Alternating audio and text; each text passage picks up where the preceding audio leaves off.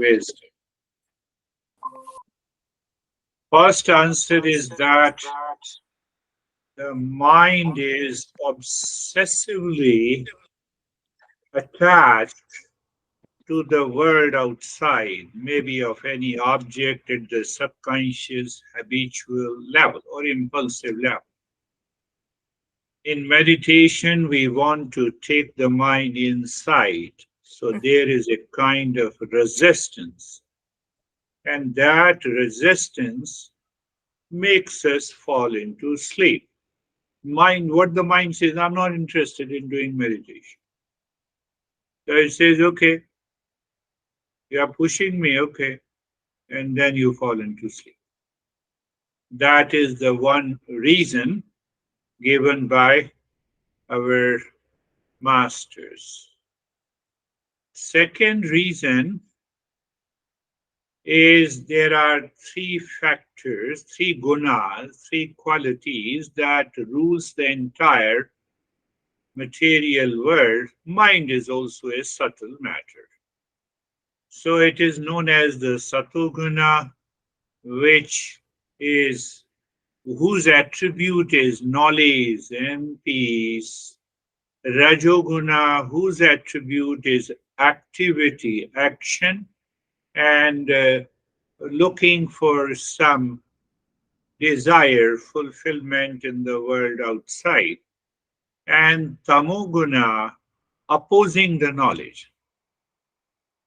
What does it mean? It can be anywhere in any situation, in any condition, in any relationship.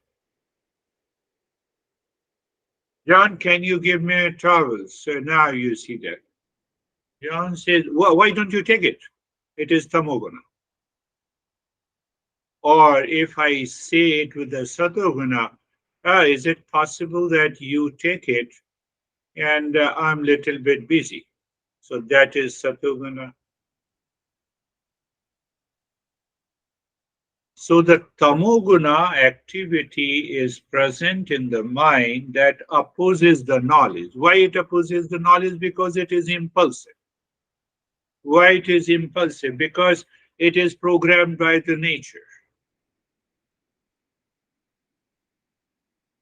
So that tamoguna, quality of the tamoguna is not only opposing the knowledge, but it is also sleepiness, laziness, because I'm opposing the knowledge. Say you are listening to a talk and your mind opposes the knowledge at the subconscious level, you will fall into sleep. So total disinterest, not interested. That is the third. But what is the ultimate cause of all these uh, factors? It is the impurity of the mind. What is the impurity of the mind? Why the impurity of the mind is? What exactly is the does the animals have the impurity? Answer is no. So because they do not have the impurity of the mind, they do not commit sin. But we have the impurity of the mind, so we commit sin.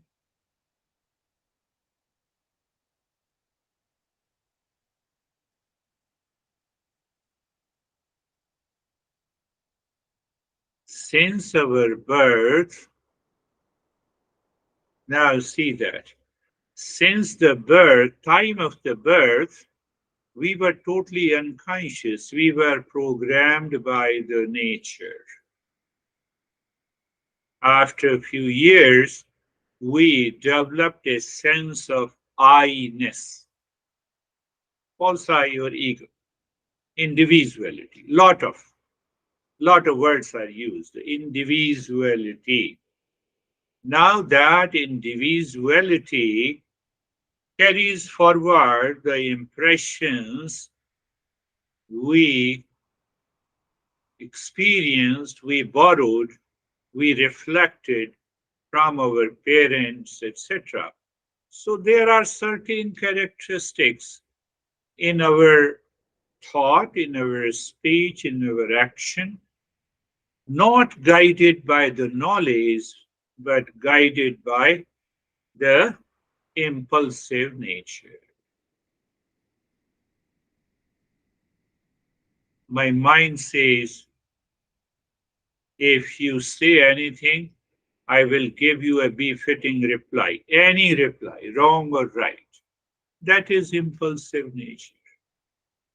So that response, that reply is the impurity of the mind. Why impurity? Again, we have to focus on why there is an impurity. Because it is not right, proper, and good. What is right, what is proper and good is understood, analyzed by the intellect. But because of the impulsive nature of the mind, because of the tamoguna, because of opposing the knowledge, my mind has adopted responses which are coming from the impure mind. What are the impure states of the mind? We have already seen. Anxious mind, fearful mind, likes and dislikes mind, obsessive mind, craving mind, reactive mind. So these different impure states of the mind coming from opposing the knowledge, uh, finding the desire fulfillment in the world outside, and having an impulsive nature. So now, impulsive nature. So these different impure states of the mind during the practice of meditation, it may, yeah, I say that now sit down, do not move the body. And when the tamoguna is very high, it will definitely move the body. It will oppose it, or it will react by the rajoguna. Close your eyes and look inside. The mind says, why shouldn't I look outside to the object which I love and like?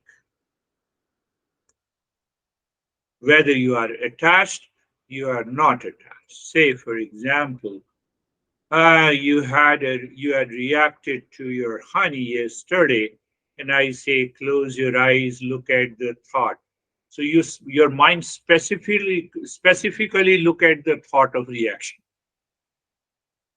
and that push you into deep sleep or some kind of dizziness or laziness. It is not exactly the sleep because you are still listening.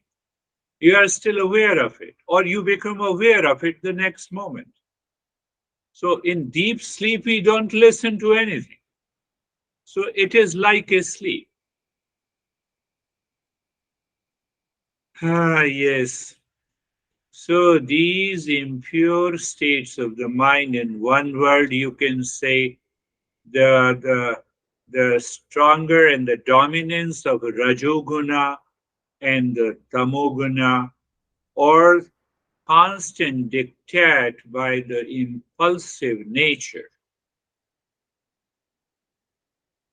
has a strong resistance of doing the practice of meditation.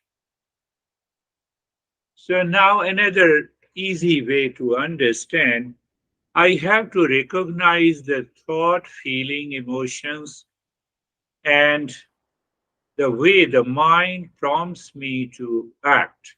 If I become aware of all these movements in the mind and I recognize it is coming from the impulsive nature. So there are two possibilities. Either I have to self discipline, I have to discipline it. Mind, why you are going there? No, come back. That is one way. Second way is a passive way. Passive way means that that mind wants to react, you don't react, you become aware of it.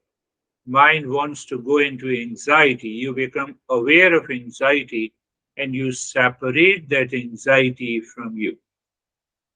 So, one method is known as the self discipline, and the second method is known as the endurance. So, we need to have both. One is the self discipline, and other is the endurance. What brings the endurance? Endurance increases your emotional freedom and leads you to emotional increase in emotional quotient. And on the other side, the self discipline means that, I will say what there are millions of self discipline. You go to a restaurant, you are eating pasta, you like it, you return home, and now you still have a craving for the pasta. So there I can impose a self discipline. No. But you introduce the self discipline by knowledge. First, you contemplate and reflect why I have a craving for it. Then you introduce the principle of Eastern wisdom. We always say, eat to live or live to eat. Choose the one. So now your intellect is active and you say, okay, eat to live or live to eat. So I only live to eat means I have a craving, I have an obsession. That is impulsive nature. I live to eat. I only eat to live. That means that eating food is for the physical survival. Whether you eat rice or wheat or cereal, ah, you survive. You survive. So first I have to discuss in my mind. I have to invite my mind. That is what is known as the contemplation and reflection. I'm coming to your question and I'm answering your question in a different way. So okay, so pasta, mind has a craving. Oh, we'll go to the restaurant and we'll have the pasta again. No, but it is a question of eat to live or live to eat.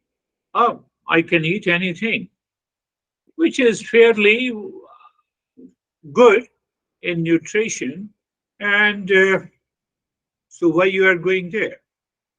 So you are constantly reflecting on this craving and you make a point that you are not going. So you resolve that I will not go until this craving dissolves. That is what the self discipline is.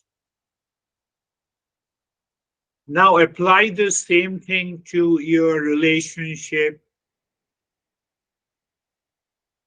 We both have, we all married people or people living in the family, they have built a certain response in the form of a reaction to the relationship.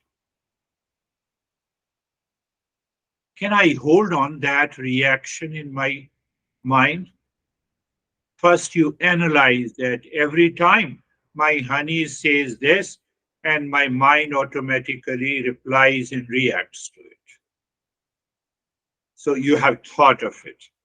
Thinking is a uh, great art, or you can say the great opportunity or great boon in the human race. Oh, I have been reacting unconsciously, habitually to my honey or to my sibling or to my parents. I will not do this from today. But when I will not do it today, the what response I give. So I contemplate and reflect, and now I am ready. The moment that situation comes, I change my response, which is not mechanical and habitual, but it is done consciously. So now what happens? You have You are responding consciously. Indirectly, you are building a relationship. You are building a relationship. You are dropping those mechanical and habitual impulsive responses. Apply the same thing during the practice of meditation.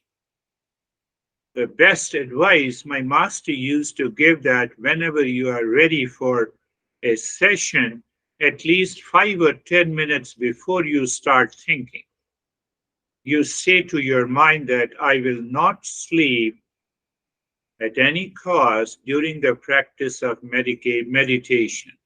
I will listen with awareness and attention and try to understand what this step entails. So by this kind of a thinking, you have prepared the mind, and now you are doing the practice of meditation. So what happens? You have again you are imposing a discipline, but with the knowledge. But with the knowledge, there is a caveat here. Mind, or you can say the mental state, is defined by the mind, past impression, plus sense organs. What about the intellect? Intellect defined, or intellectual state is defined by the wisdom, comes from the choice, also with the sense organs. Mind looks at a beautiful girl, impulsive nature of the mind, sensuality. Mind looks at the girl, and the intellect interferes, again with the same sense organs, makes a choice. Intellect says, I appreciate your beauty, minus sensuality.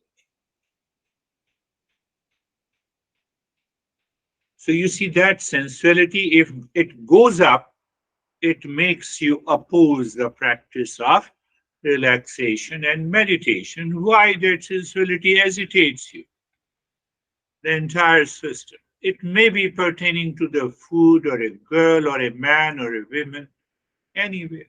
Understand, understand this.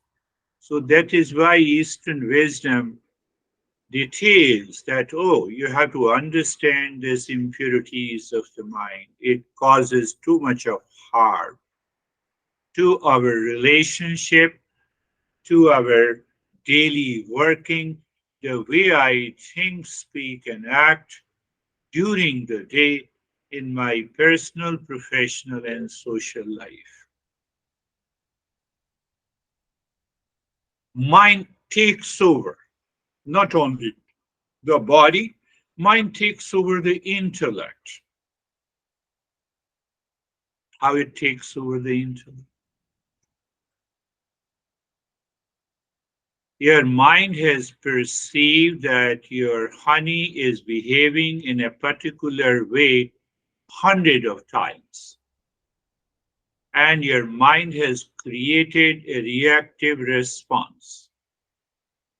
Because it is 100 times, you did not examine it, that 100 times has accumulated and created an impression that takes over the intellect. So your intellect also agrees to it, even if it is wrong.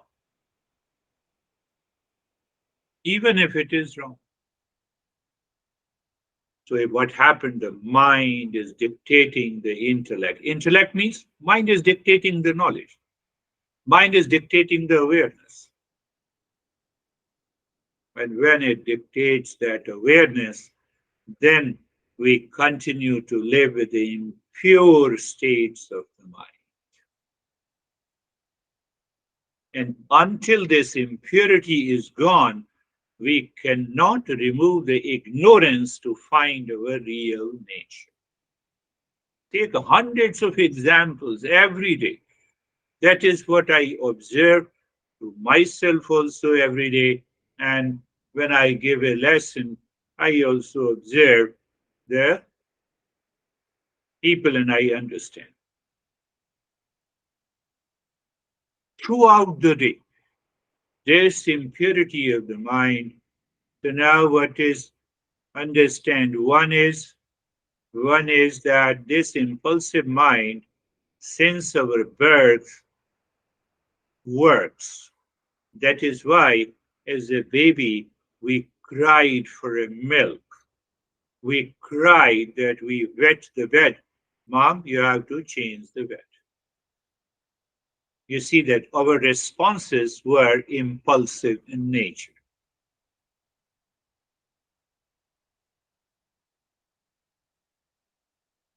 It was a boon when we were child because we didn't know how to survive.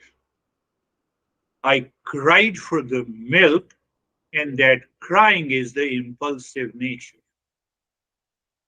So it helped me to survive. All the animals survive by this instinct or impulsive nature. But we have an additional faculty that is known as an intellect. Intellect creates the I-ness or I personality, individuality. So that in the beginning, this I was a helper. As we grow older, this I becomes a great barrier because I continue to follow the same impulsive response unless the knowledge by the intellect should enter into the mind and it should clarify. No, you reacted, that's why I'm reacting to it. Come on, just reflect. Let you react. Why should I react? That is the choice by intellect. You react, you kill yourself. Why should I kill myself? Why should I raise my hypertension? This the intellect says. In animals, this is absent.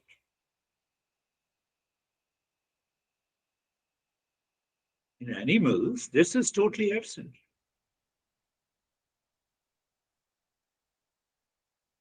So our master says we have to use the knowledge, means I have to use the intellect.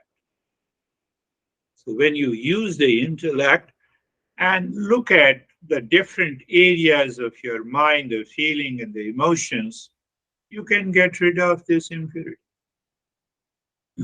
You can get rid of this impurity.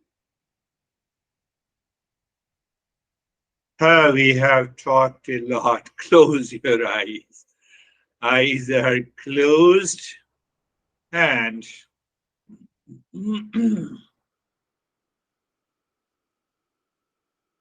and place of the body. Just become aware of the place of the body.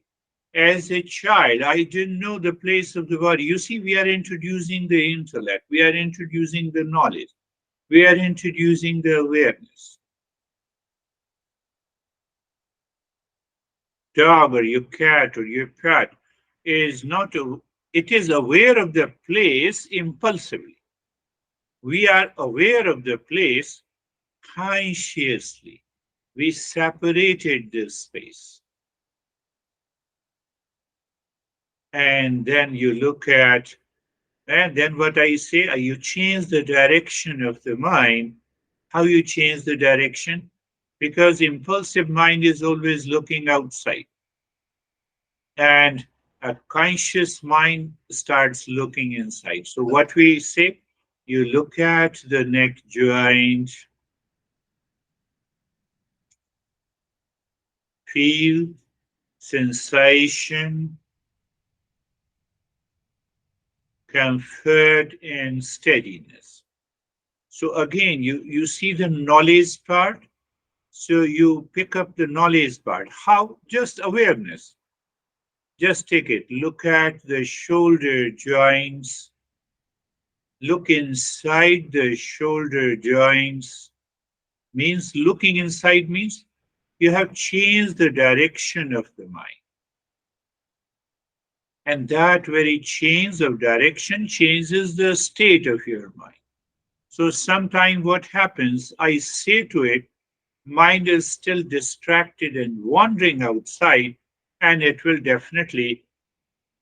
oppose the practice and you will fall into dizziness or sleepiness.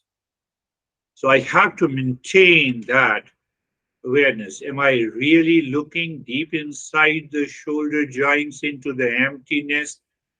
And do I really experience the sensation, comfort, and steadiness? Oh, yes. Well, it will give you a very deep experience.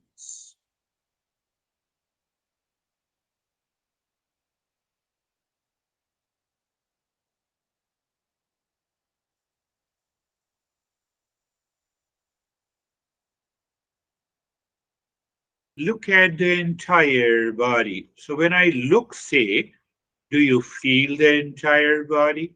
Are you aware of the entire body? Then I make it very simple. I say that move the mind on the skin of the entire body. So this is again, the last phrase is going to help you to raise your awareness and attention, and it comes from the body, even if it is distracted somewhere. And then you look inside, you experience sensation, comfort, and steadiness.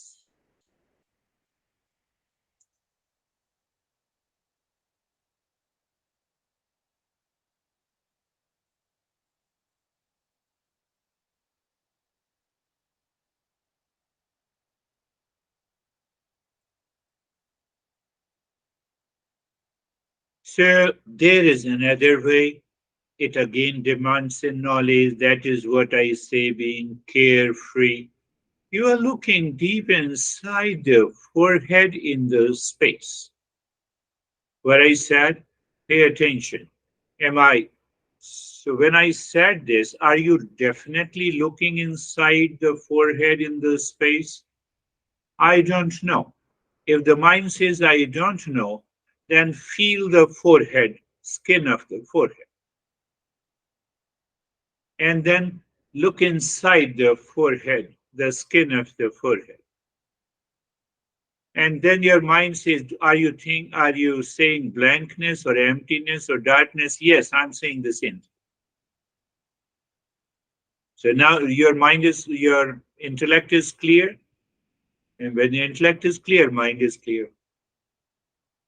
So a kind of emptiness or blankness is there.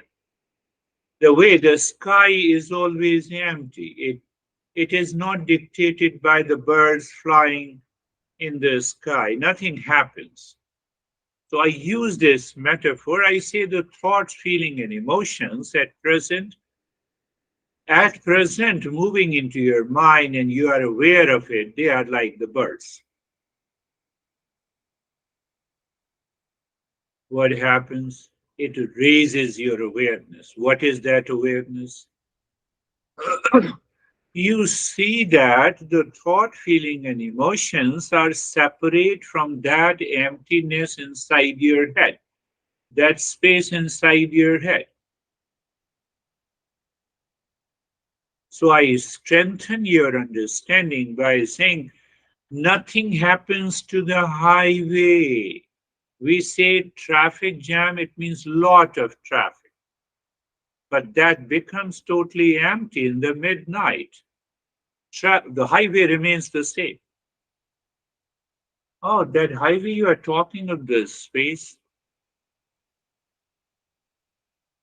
So when you experience that separation, when you experience that separation, you are separating all the thought, feeling, and emotions that is entering into your mind as an unwanted guest,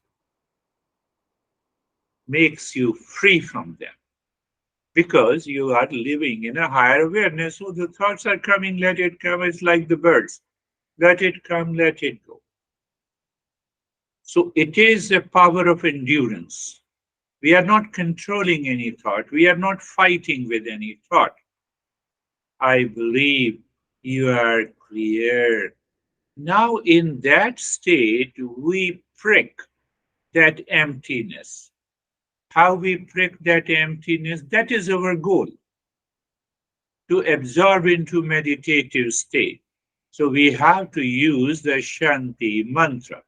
Sarvesham swastir sarve bhadrani pashyantu. Meaning, sarve bhadrani pashyantu, meaning, let everyone be happy. The mind opposes, so we contemplate and reflect. Mind will definitely oppose, and that opposition also causes a trigger. Okay, this this statement looks so funny, but you contemplate. How we contemplate? Many ways. Let everyone be happy means happiness is my essential nature. Does your body say that I am happy? No. Does your mind say that I am happy? Yes, sometime, and then it says no. But deeper inside, behind the mind, there is a permanent state of happiness. Oh, you're talking of that. You see, now your mind is reflecting. That will prevent, again, that dizziness or sleepiness. So that is why we use the mantra. So we are pricking, we are entering deeper into that emptiness, diving deep. Again, you keep looking into that emptiness or darkness, and there we say Sarve Santu Niramaya, or state of the well-being. State of the well-being for everyone. No, it is a state of consciousness. That well-being, our mind says, no, you are talking pertaining to the body. No, we are talking not of the body and the mind complex, we are talking of something deeper than that. What do you mean? How simple. There are 1 million waves in an ocean. We are not talking of the well being of the waves, that is, body and mind complex, constantly changing. All waves are water. We are talking of the water. We are talking of that real nature. So when the intellect continuously reflects during the day and during the practice of meditation, you will not, mind will not oppose it. Sarve bhadrani pashyantu. Let everyone be blessed, and grace and the blessing should be there. So we think of grace and the blessing based on our desire, based on our pleasure. My honey does not make me happy. So that is that kind of a blessing we want. But here the blessing and the grace is at every moment, every second. Am I breathing? Yes. Am I alive? Yes. Am I listening? Yes. Is it not a grace? Did I get the food to eat? Yes. I did. I am I continue to live? Yet look at the grace and the blessing from the existence is already there. So what we are talking, what we are given, we don't, we forget it. Who forgets? The impulsive mind. Ma kashe dukha bhag bhave. Let none suffer from any misery in the world. I have been telling you, ant, elephant, tiger, even our mosquito, flies, every human being. Does any human being is seeking stress, anxiety, conflict? Answer is big no. That is what the master is saying. Let none suffer from misery in the world. When I recognize my real nature, which is made up of peace and happiness. That is the journey of meditation. So, what I did, I inspired your mind to lift. I'm lifting your mind to a higher awareness. No, no, you have to go deeper within. Look at it, what it means by going deeper. That is what we are doing, my friends. And then the first stage is over. First stage is over. Or you can just, even I can pick up the first stage in another one more step. So just remember, there is a physical body which is known as the gross body in Eastern wisdom. The second body is known as the subtle body. Subtle body is the mind, intellect, ego. Oh, yes, okay. Mind, intellect, and ego. And the third is the causal body. Behind that causal body is our real self. No, no, but what it has to do with the practice. Just experience the sensation. Just experience the sensation in the body. Ah, it's a physical body. Sense organs, senses, sensation. What is mental body? Thought, feeling, and emotions. So these thought, feeling, and emotions, from where they come? They come from the causal body. And what is behind that? There is a real self. So you think in this way. Oh, when you think, the mind will try to see it.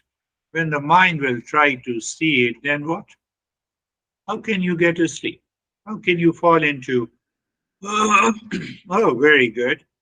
So that is the another step. We did it. And now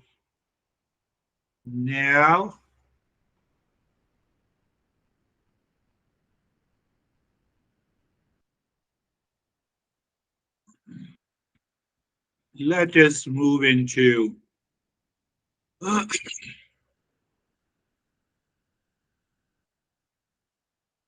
the little passive step again. If you want to raise your awareness, you look at the head and the neck. You look at the head and the neck, feel it, and you experience the sensation, relaxation, and stillness. Now, see what happens. The moment you are relaxed, it mixes with the past impression and you may get asleep. Oh, that too happens, yes. So I pay attention to the right arm. How I can pay attention to the right arm? I give you a subtle instruction. What? Move the mind on the skin of the right arm from the shoulder to the fingertips. Now you see your mind.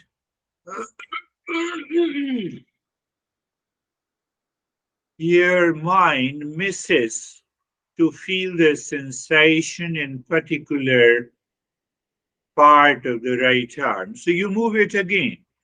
So when you repeat it, your mind returns to that sense of awareness and attention. And you experience sensation, relaxation, and stillness. Okay. Mind says, I understood it. So, oh, you understood it. So move the mind on the skin of the left arm. Very good. On the skin of the left arm. Are you moving?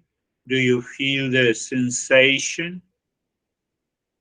Sensation changes. It may become tingling, it may become little heavy or lightness or any change in the sensation. What happens? It helps you to live in awareness. Oh, yes. So then why say sensation, experience, relaxation, and stillness? Okay.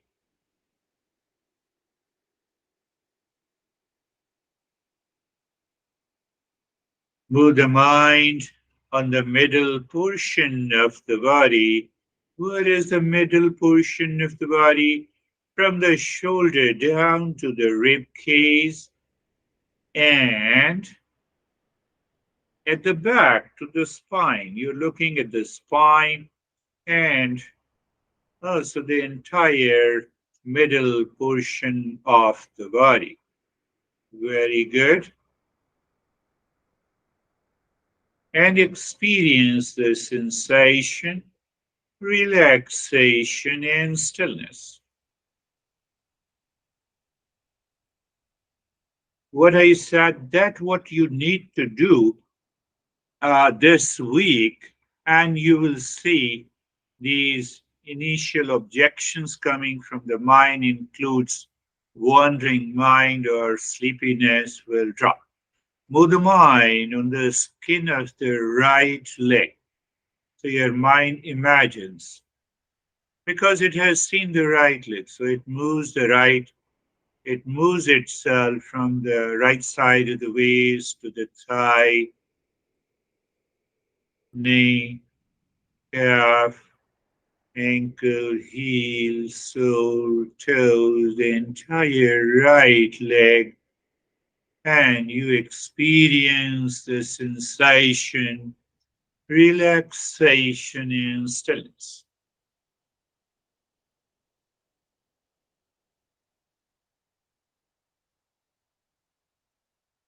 Left leg, same way, move the mind. As you move the mind, you start feeling the sensation. We also understand why you feel the sensation when you're moving your mind.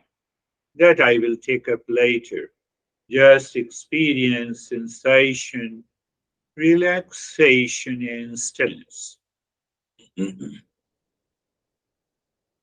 entire body. Now you are looking at your body as if you are looking at from outside. The way I'm looking at your body, so you are looking at your body. How it is possible? Through awareness. Awareness is all pervading. Awareness is not only inside the body, it is outside the body. That's why you're aware of my listening, you're aware of the room, you're aware of everything outside. Wherever you are aware of any object, awareness is there. What I said? Oh, you're looking at your body as if the way I'm looking at your body from separation is there. And there we can go deeper. You look at the breath. Now we want to check does the mind continues to stay in that state or it still has challenges? And that is what the teacher helps you. Am I looking at the breath? Yes, I'm looking at the breath. Use the intellect. Yes, I'm looking at the breath. So what the intellect says, oh, the breath is moving in and breath is moving out.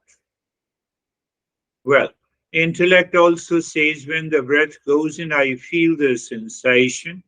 And when the breath comes out, I feel the sensation. I have to bypass not only the sleep, but also the thoughts that are moving in and out. So, what we do? Every time the breath goes in, you simply, your mind drops Shanto Hum, I'm the peace. And then it looks into the space. Breath comes out, you drop Shantoham, and every time you're saying Shantoham, your mind absorbs into the inner space. Mind, while breathing in, And while breathing out, mind absorbs into the outer space while saying Shantoham. So you are dropping Shantoham, you don't forget that. So that helps you to live in awareness and attention.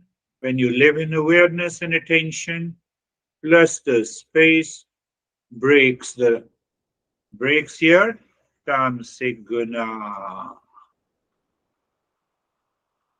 Can it happen in a day? No. Consistent practice.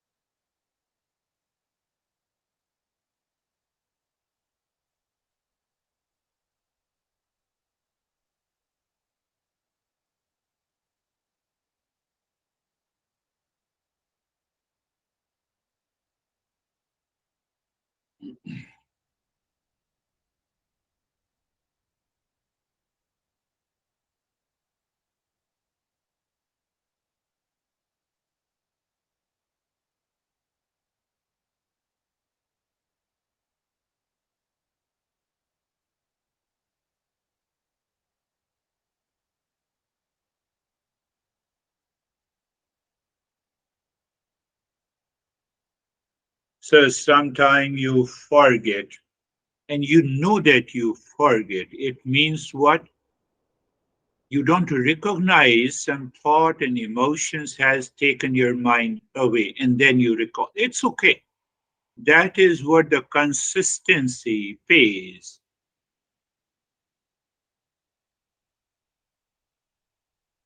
So that is why I recommended that when you follow this audio file, you reach to this final step of Shanto Ham. You extend that period of Shanto Ham for another 10, 15, and 20 minutes. That will become the self discipline, will remove that problem. Om Shanti, Shanti, Shanti. Om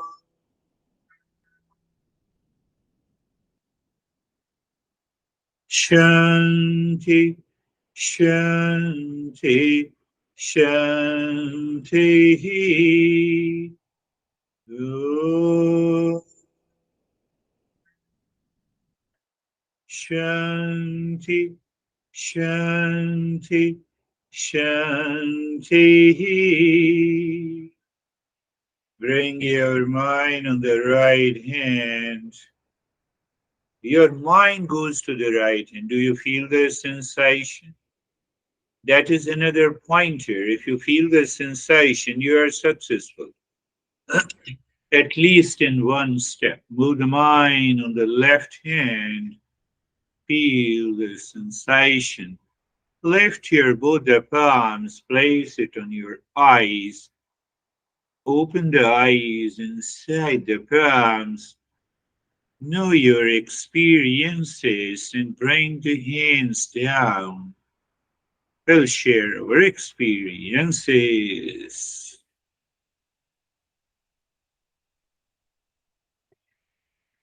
Now tell me what happened, Sophie. Uh, I didn't fall asleep, but my leg was bothering me. So I moved my legs. That is how the impulsive mind plays a trick. Now you can stretch your legs. Very good. You understood. Very Okay. good. How are Yeah. you, Charlie? Hi everyone. I'm having trouble focusing and meditating at the moment, so I was aware that I kind of kept coming in and out. But was very aware of what you were saying. I think I'm getting a lot of resistance to this consistency and pushing myself. It's Yes, I'm really struggling with that. yes, yes. You look at it that wherever the mind is wandering or distracted, that is what the impurity of the mind. So we should have a recognition and a realization. How it will happen? I told you, use the audio file. And once it is complete, continue with the Shantoham for another 15, 20 minutes. So you will come to know what kind of thoughts are coming into your mind and distracting you. So once you have done for 10, 15 minutes more, and then you start thinking, reflecting, is there any need to have those repeated thoughts? When you reflect, and the second day you are practicing meditation, you progress. So that should be the process. How are you, John? Hey, Girish, I'm fine. I tried to concentrate, but I had a little bit of monkey mind. Now see that you rightly said it's a monkey mind. But did you ever ask the question that why I have the monkey mind all the time? In all my days, weeks, months, and years? Why I am not doing anything for it? So that will answer the question. How are you, Mead? I feel a kind of clarity that I Very have good. never felt. I have been trying to meditate, Yes, and somehow, and that mind intellect relationship, I got much more clarity about it.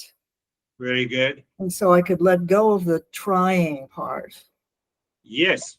Use the same clarity when you are doing the practice every day and increase the duration.